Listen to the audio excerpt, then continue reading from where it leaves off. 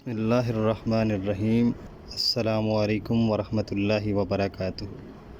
پیغمبر اکرم حضرت محمد صلی اللہ علیہ وآلہ وسلم نے اپنی دل نشیں آواز، اعلیٰ افکار و کردار اور بہترین اخلاق سے لوگوں کو توحید اور خدا کی عبادت کی طرف بلایا۔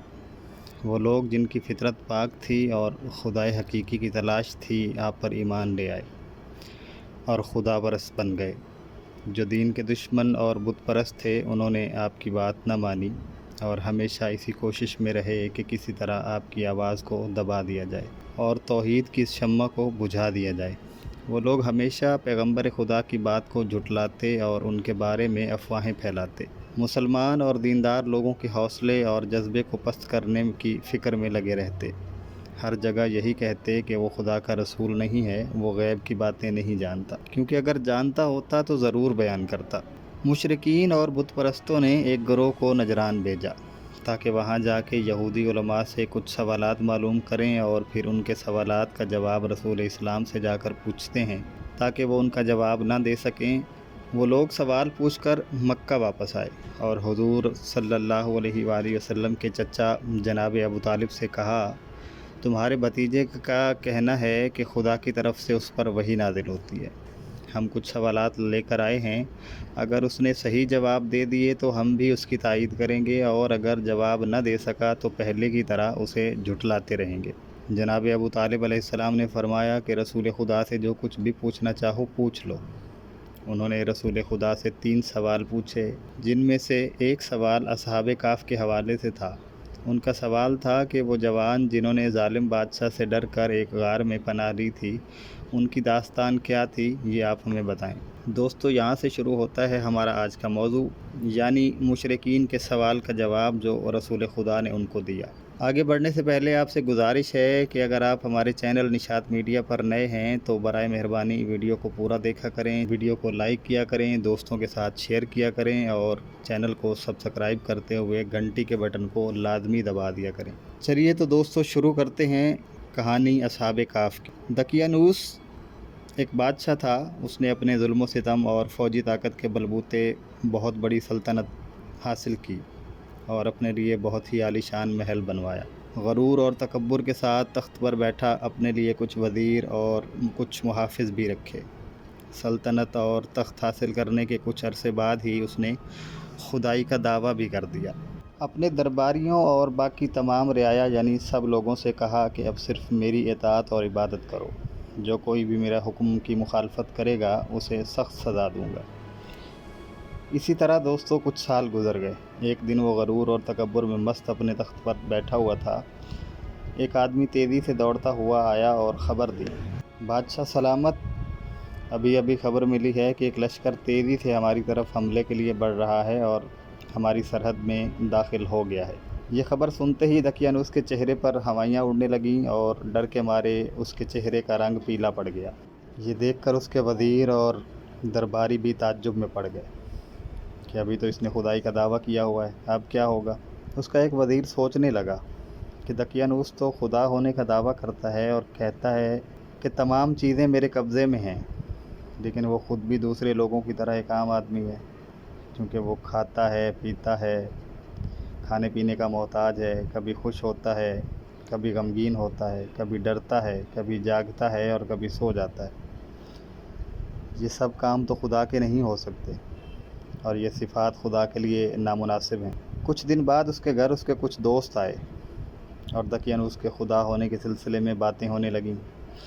اس نے اپنے دوستوں سے کہا، دوستو، بہت دنوں سے میں اپنے اندر ایک تبدیلی محسوس کر رہا ہوں، گویا میرا بیدار ضمیر مجھ سے باتیں کر رہا ہے، یا پھر میری فطرت مجھے نور اور روشنی کی طرف لے جا رہی ہے۔ اس حالت نے میرے اوپر اتنا اثر کیا ہے کہ نہ کچھ کھایا پیا جاتا ہے، نہ ہی نیند ہی آنکھوں میں پڑتی ہے۔ وزیر کی یہ حالت دیکھ کر اس کے دوستوں نے پوچھا، آخر ایسا بھی کیا ہو گیا ہے؟ ہمیں بھی تو بتاؤ کچھ۔ وزیر نے کہا، دوستو، جب میں آسمان کی طرف دیکھتا ہوں اور اس کائنات کی وسعت اور عظمت کے بارے میں غور و فکر کرتا ہوں تو سوال پیدا ہوتا ہے کہ چاند کو، سورج کو اور آسمان پر چمکتے ان ستاروں کو کس نے پیدا کیا ہے؟ جب میں زمین اور دوسری مخلوقات کے بارے میں غور و فکر کرتا ہوں تو سوچتا ہوں کہ یہ سب کیسے پیدا ہوئے؟ یہ پہاڑ، صحرا، ہریالی، دریا اور مختلف قسم کے جانور، چرند پرند آخر کس نے بنائے؟ خود یہ انسان کیسے پیدا ہوا ہے؟ اور پھر کیسے چھوٹا سا بچہ بڑا ہوتا ہے، لڑکپن میں آتا ہے، جوان ہوتا ہے اور ایک دن طاقتور پہلوان بن جاتا ہے؟ خود ہمیں بھی آخر کس نے پیدا کیا ہے؟ وزیر کے دوست پوچھتے ہیں کہ اچھا بتاؤ پھر تم کس نتیجے پر پہنچے؟ کہتا کہ میں اس نتیجے پر پہنچا ہوں کہ دقیانوس ایک کمزور اور ناتواں مخلوق ہے۔ وہ صرف خدائی کا دعویٰ کرتا ہے، ورنہ حقیقی خدا تو وہ ہے جو حکیم ہے، عالم ہے اور اس پوری کائنات کا پیدا کرنے والا ہے۔ اب اس کے دوستوں نے بھی اس کی بات پر غور کیا اور اس کی تائید کرنے لگے۔ تب انہوں نے یہ طے کیا کہ دقیانوس کے شر سے بچنے کے لیے ہمیں اس شہر سے نکلنا ہوگا، اور آخرکار پورے ارادے کے ساتھ وہ سب اس شہر سے نکلے اور ایک بیاباں کی طرف چل پڑے۔ راستے میں ان کو ایک چرواہا ملا، اس کے پاس کچھ آرام کیا، پھر کچھ باتیں کی اور پھر چلنے لگے۔ جب وہ وہاں سے چلنے لگے تو چرواہا بھی ان کے ساتھ چل پڑا۔ اب جب چرواہا ان کے ساتھ چلا تو اس کا کتا بھی ساتھ ہو لیا۔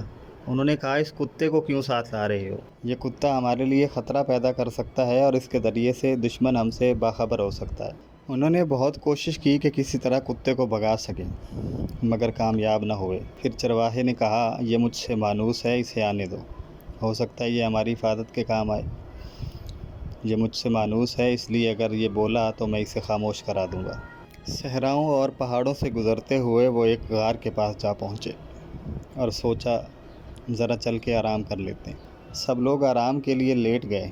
تھکاوٹ کی وجہ سے انہیں فوراً نیند آ گئی اور کتا بھی غار کے باہر ہی کنارے پر سو گیا۔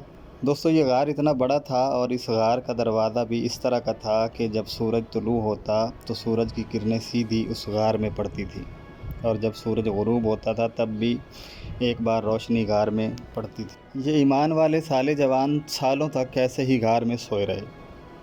جب بیدار ہوئے، نیند سے جاگے، آنکھ کھلی تو سورج ڈوب رہا تھا۔ وہ سوچ رہے تھے کہ ہم صرف ایک دن ہی سوئے ہیں۔ پھر ایک دوسرے سے پوچھنے لگے ہم کتنا سوئے ہیں؟ سب نے یہی کہا کہ بس ایک دن یا پھر اس سے بھی کم۔ اب جب وہ سو کر اٹھ گئے تو ظاہر سی بات ہے سبھی کو بھوک بھی لگی ہوئی تھی۔ اب انہوں نے یہ طے کیا کہ ان میں سے ایک شخص بہت ہی احتیاط سے باہر چلا جائے اور وہاں سے کھانے پینے کے لیے کچھ سامان لے آئے۔ اب وہ آپس میں ایک دوسرے کی طرف دیکھنے لگے کہ کون جانے کے لیے حامی بھرتا ہے، کیونکہ ان کے مطابق تو باہر ابھی بہت خطرہ تھا۔ خیر ان میں سے ایک تیار ہوا اور باہر آیا۔ جب وہ باہر آیا تو کیا دیکھتا ہے کہ باہر کا پورا منظر ہی بدل چکا ہے۔ پہاڑوں پر صرف چند پیڑ ہی دکھائی دے رہے تھے اور کچھ بھی نہیں۔ جس راستے سے وہ آئے تھے وہ بھی اسے بہت عجیب سا لگنے لگا، اور شہر تو مانو بالکل بدل ہی گیا تھا۔ اسے بہت تعجب ہو رہا تھا اور کچھ بھی اس کی سمجھ میں نہیں آ رہا تھا کہ آخر یہ سب کیا ہو گیا۔ خیر چلتے چلتے وہ ایک روٹی کی دکان پر جاتا ہے۔ چند روٹیاں اٹھائیں اور دکان والے کو پیسے دیے۔ ظاہر ہے وہی پیسے جو اس کے ساتھ تھے، جو دقیانوس کے زمانے کے پیسے تھے، اس نے تو وہی دینے تھے نا۔ دکان والے نے جیسے ہی وہ پیسے پکڑے تو دیکھ کر کہنے لگا ارے بھائی یہ کیا دے رہے ہو مجھے؟ یہ تو آج کے زمانے کے پیسے نہیں ہیں، یہ تو بڑے پرانے وقتوں کے پیسے ہیں، تمہیں کوئی خزانہ ملا ہے کیا؟ اب وہ بڑا حیران ہوا اور دکاندار سے کہنے لگا کہ یہ تم کیا کہہ رہے ہو؟ یہ پیسے میں چند دن پہلے اسی شہر سے ہی لے کر گیا ہوں۔ دکان والے نے کہا نہیں تم جھوٹ بول رہے ہو، تمہیں ضرور کوئی خزانہ ملا ہے اور تم اسے چھپانا چاہتے ہو۔ دوستو اسی بحث اور تکرار میں ایک بھیڑ لگ گئی، لوگ جمع ہو گئے، بات مانو جنگل میں آگ کی طرح پھیل گئی، یہاں تک کہ بادشاہ کے کانوں تک بھی پہنچ گئی۔ خیر کر کرا کہ اس شخص کو بادشاہ کے دربار میں پیش کر دیا گیا تاکہ پتہ چلے کہ آخر یہ ماجرا کیا ہے۔ کیا تمہیں کوئی خزانہ ملا ہے؟ بادشاہ نے پوچھا تو کہنے لگا کہ نہیں، مجھے کوئی خزانہ نہیں ملا۔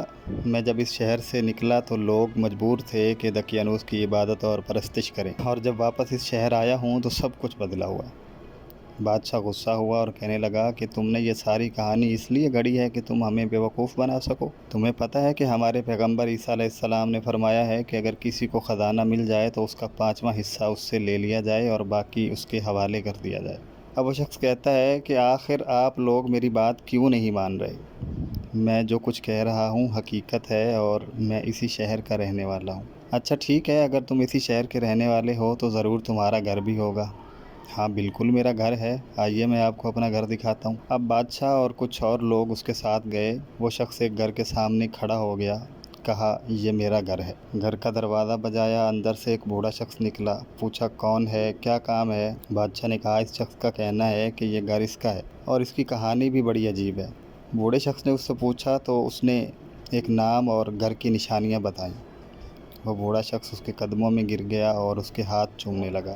کہا جو نام آپ نے بتایا ہے وہ میرے دادا کا نام ہے۔ بوڑھا شخص بادشاہ کو بتانے لگا کہ بادشاہ سلامت، یہ سب وہ ایمان والے جوان تھے جو ظالم بادشاہ دقیانوس کی حکومت سے بھاگ کر شہر سے باہر چلے گئے تھے۔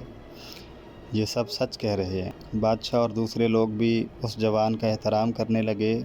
پھر یہ طے پایا کہ غار میں چلا جائے تاکہ دوسرے جوانوں کا دیدار بھی کیا جا سکے۔ سب لوگ غار کی طرف چل پڑے۔ جب غار کے قریب پہنچے تو اس جوان نے کہا کہ آپ لوگ یہیں ٹھہر جائیں تاکہ میں اپنے دوستوں کو ساری بات بتا سکوں کہ وہ لوگ کتنا سوئے ہیں، کیونکہ انہیں نہیں معلوم کہ وہ کتنا سوئے ہیں۔ اگر وہ آپ سب کو دیکھیں گے تو یہی سمجھیں گے کہ دقیانوس کی فوج گرفتار کرنے آ پہنچی ہے۔ وہ شخص اپنے دوستوں کے پاس غار میں گیا اور کہا دوستو، کیا آپ جانتے ہیں کہ ہم کتنا سوئے ہیں؟ وہ کہتے بتا تو دیا ہے کہ ایک دن، بلکہ اس سے بھی کم۔ نہیں دوستو، ہم ایک دن یا اس سے کم نہیں، بلکہ ہم لوگ پورے 309 سال سوئے ہیں۔